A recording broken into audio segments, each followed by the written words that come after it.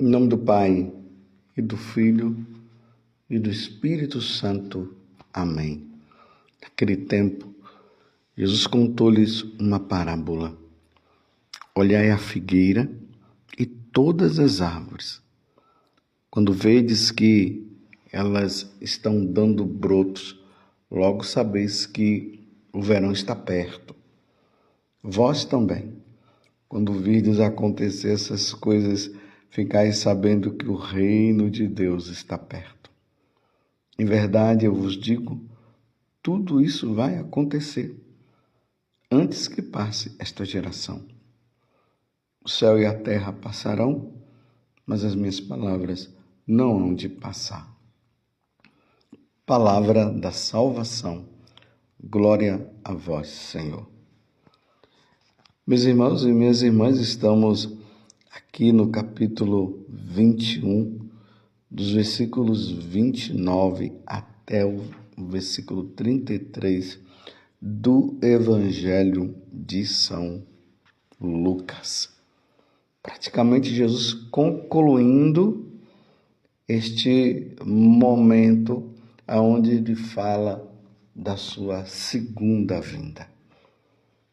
E é verdade, meus irmãos, Jesus virá na sua glória, como nós vimos ontem, com grande poder e glória, majestoso, os anjos que adoram o Senhor no céu, junto com todos os santos, ele virá para buscar aqueles que são fiéis. E aí Jesus conta esta parábola para dizer para nós: olhai a figueira e todas as árvores. Quando vedes que elas estão dando brotos, logo sabeis que o verão está perto. Vós também, quando vides acontecer essas coisas que ele narrou e nós vimos durante esses dias, ficais sabendo que o reino de Deus está perto. Agora Jesus conclui com essa verdade. Em verdade, eu vos digo, tudo isso vai acontecer antes que passe esta geração. Então, agora, Jesus está colocando uma coisa que é muito importante para a nossa compreensão. É nesta geração que isto irá acontecer. Embora as diversas gerações foram vivendo a expectativa desse retorno, porque nós não sabemos o dia nem a hora que ele virá. Então, cada geração vive essa expectativa. Então, quando ele diz essa geração, então, a geração lá do tempo dele e a geração nossa. Então, a geração do tempo de Jesus não viu ele retornar, ele subiu e ele não retornou. E aí vamos contando as diversas gerações que foram passando e todos foram vivendo essa expectativa e ele não voltou. E agora ele está dizendo que esta geração, a nossa, aí ele está dizendo, em verdade, eu vos digo, tudo isso vai acontecer antes que passe esta geração. Então, como nós não sabemos, as gerações passadas viveram a expectativa, pelo menos aqueles que estavam vivendo a santidade.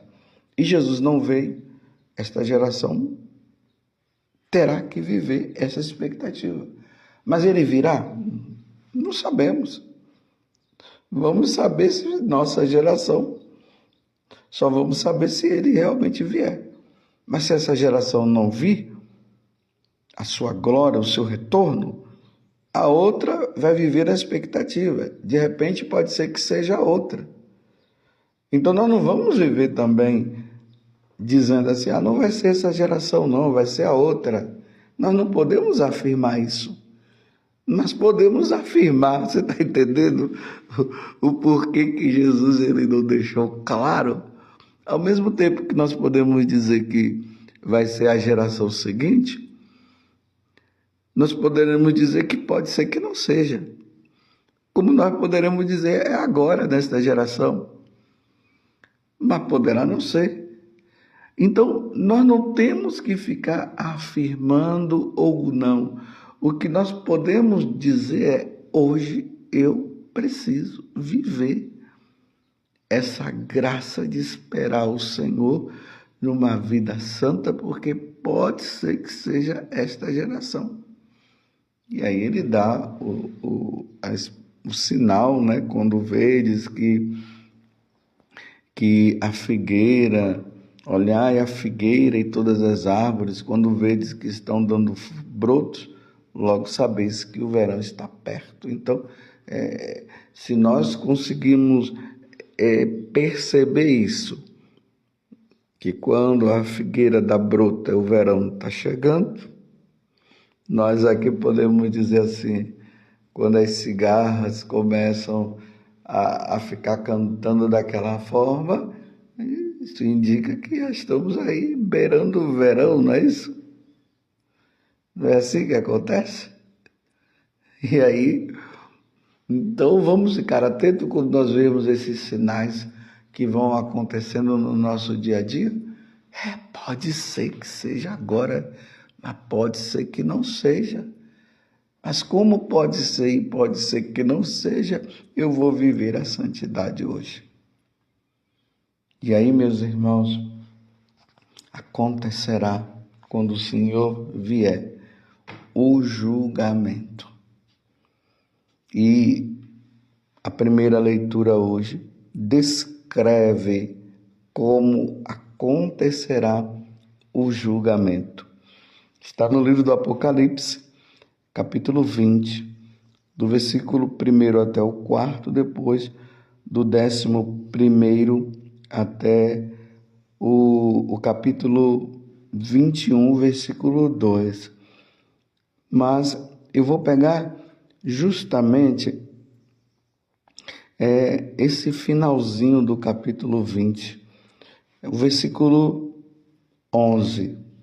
Olha como é que João, dentro da visão, ele narra o julgamento universal. Como vai acontecer esse julgamento? Ele diz: vi ainda um grande trono branco, e aquele que estava sentado nele, Jesus sentado à direita do Pai. Ali diz que quando Jesus subiu aos céus, ele sentou à direita do Pai, porque ele é Deus. Lembremos que esses dias nós celebramos Jesus, o Rei do Universo.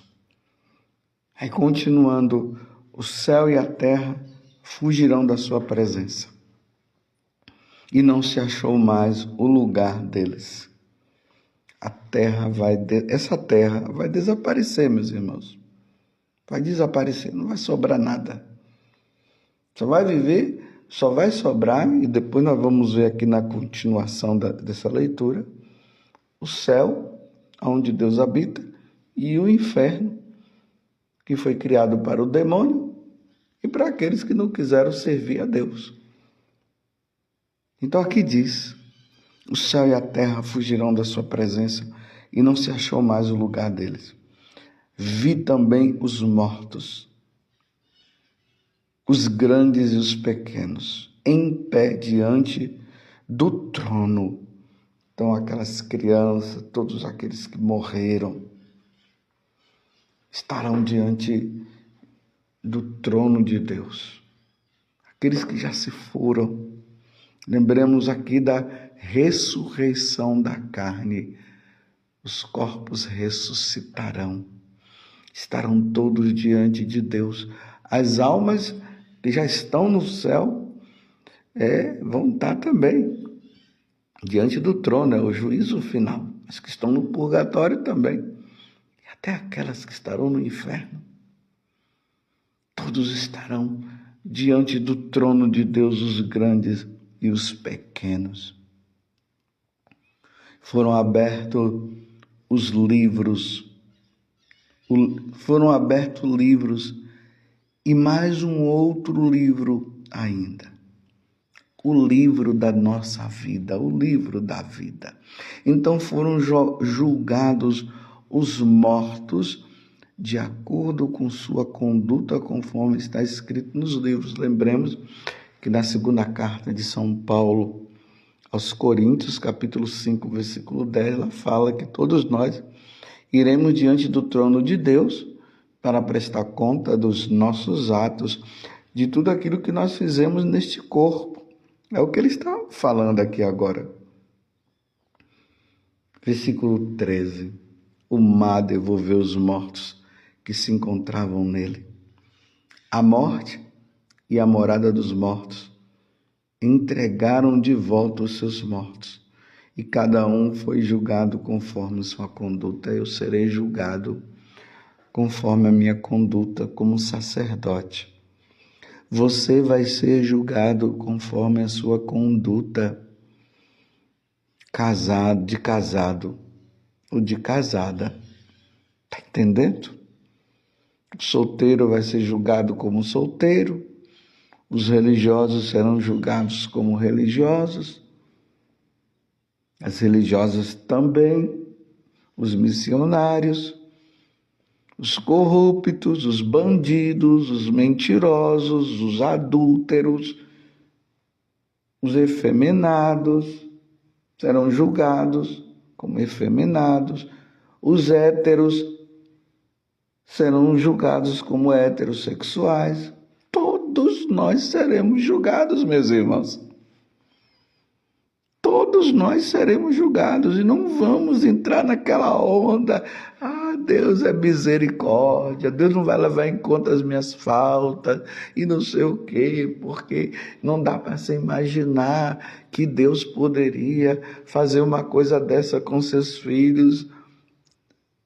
Será mesmo? Vamos continuar lendo aqui. E cada um foi julgado conforme sua conduta. A morte e a morada dos mortos foram então lançados no lago de fogo, tá vendo? Para aqueles que vivem dizendo que Deus é misericórdia, aqueles que estão dizendo por aí que no último momento as pessoas vão se arrepender, porque é inadmissível que as pessoas vão para o inferno e tal, porque Deus morreu por nós. Então, uma vez que ele morreu, todos nós iremos para o céu, independente do que fazemos. Meus irmãos, isso é uma grande mentira. Eu volto a repetir, eu fico impressionado com aquele sacerdote que está fazendo pregações por aí, dizendo que a gente não precisa se preocupar com esse negócio de santidade, não, que todo mundo vai se salvar, que no último momento haverá conversão. Eu não sei de onde ele tirou isso. Então, quando ele lê essa passagem do Evangelho, ele vai dizer o quê?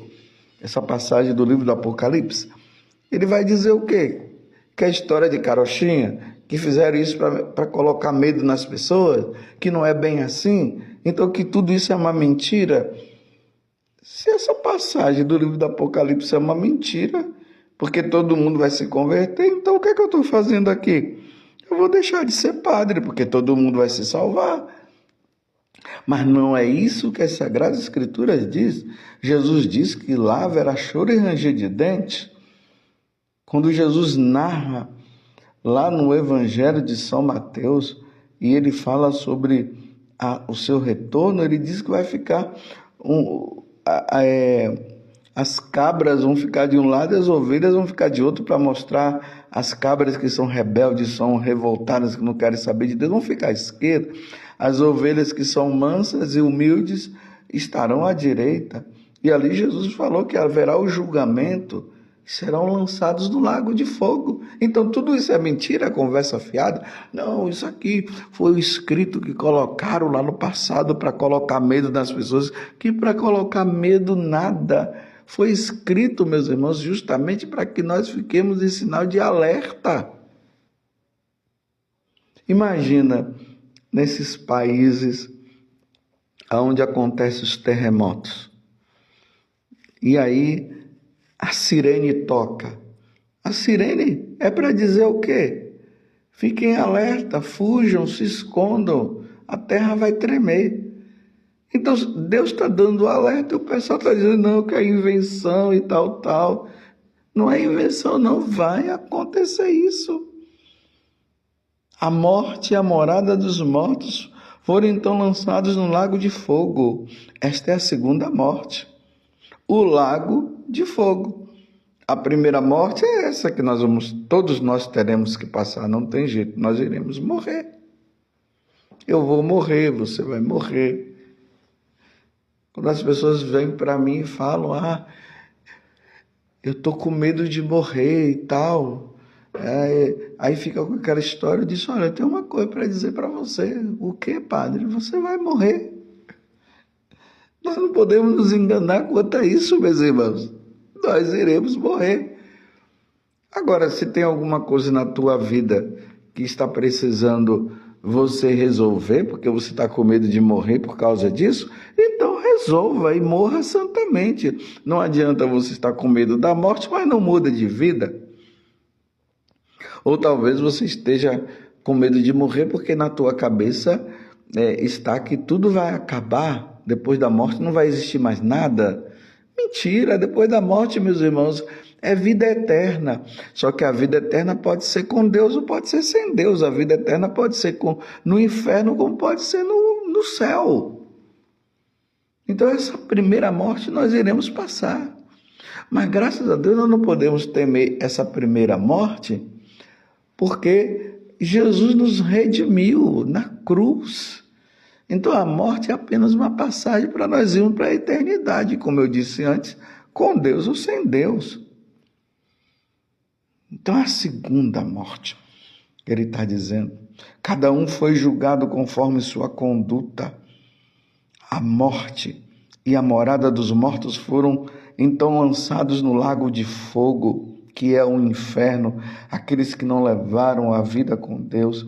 E quem não tinha o seu nome escrito no livro da vida foi também lançado no lago de fogo. Vi então no céu.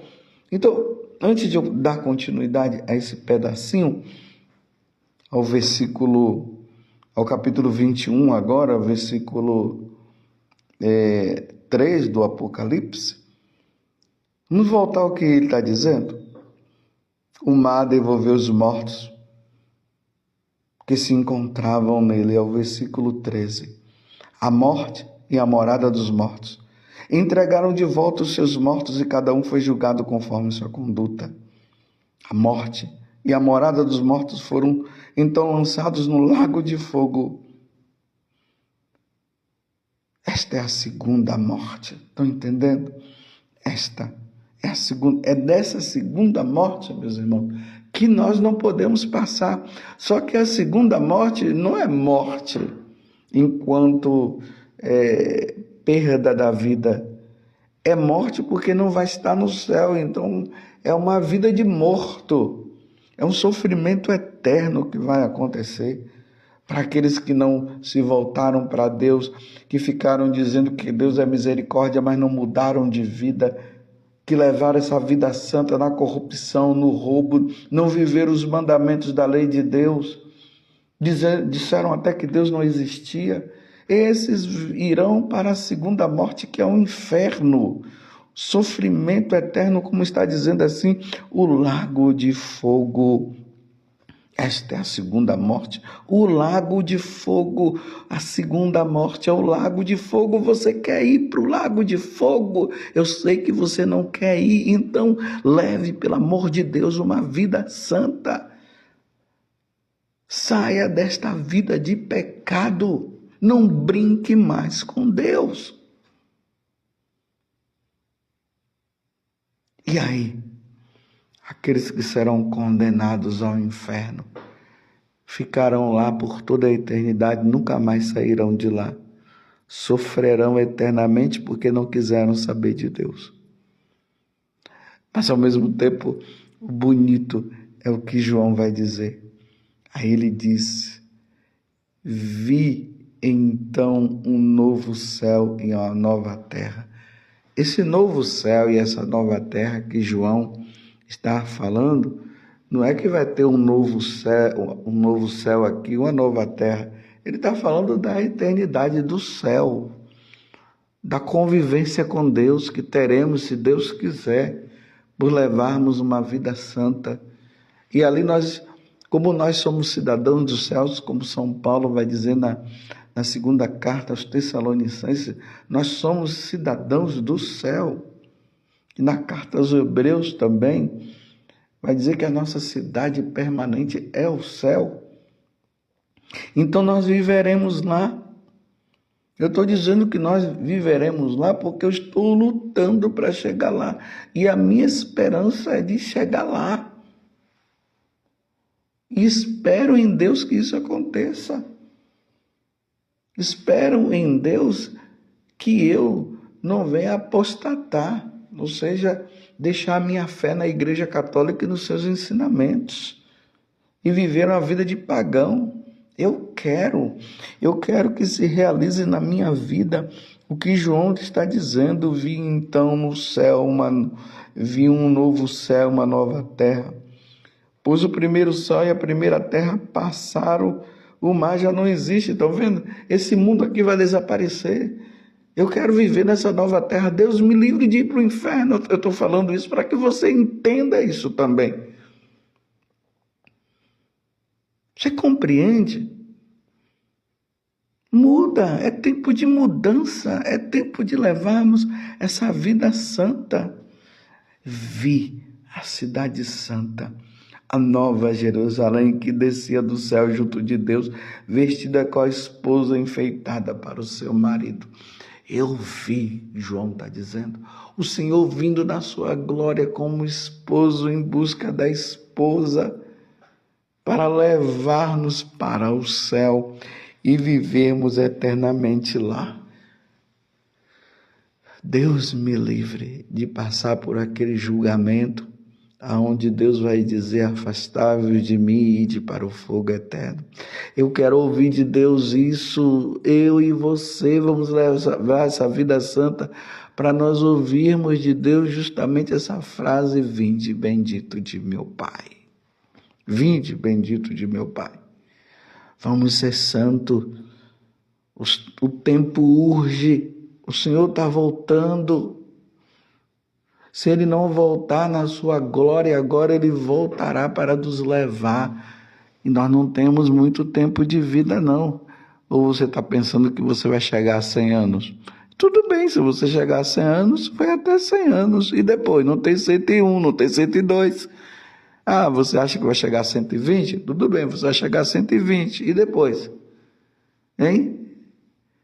Não brinquemos, levemos uma vida santa enquanto é tempo. Enquanto é tempo. Quando o livro da vida for aberto, que lá esteja escrito, que lá esteja mostrado a nossa vida de santidade, a nossa vida com Deus. Ó Virgem Santíssima, não permitais que eu viva e nem morra em pecado mortal. Em pecado mortal eu não hei de morrer, porque a Virgem Santíssima há de me valer. Valei-me, Virgem Santíssima. Louvado seja nosso Senhor Jesus Cristo, para sempre seja louvado, e a sua mãe, Maria Santíssima, e desça sobre você a bênção do Deus Todo-Poderoso que nos quer salvos e nos quer no céu. Em nome do Pai, do Filho e do Espírito Santo. Amém.